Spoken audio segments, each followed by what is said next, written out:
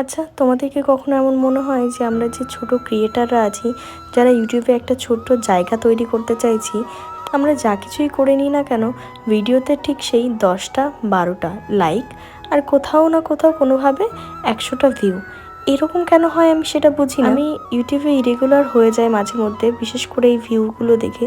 যখন দেখি আমার ভিডিওর এফর্টস আমি দিচ্ছি, কিন্তু কোনোভাবেই আমি সেই ভিডিওতে ঠিক মতো লাইক, কমেন্ট, ভিউজ পাচ্ছি না। এদিকে ঠিক তার উল্টো দিকে যারা ফেমাস, তাদের একটা নর্মাল ভিডিওতেই হাজার হাজার লাইক, হাজার হাজার কমেন্ট আর লক্ষের ওপরে গিয়ে দাঁড়িয়েছে ভিউজ। না, যদি এটাকে তোমরা বলো হিংসা, তবে হিংসাই বটে।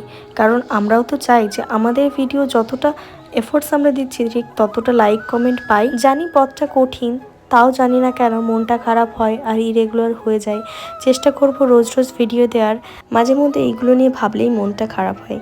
যাই হোক, সবাই ভালো থাকবে, সুস্থ থাকবে।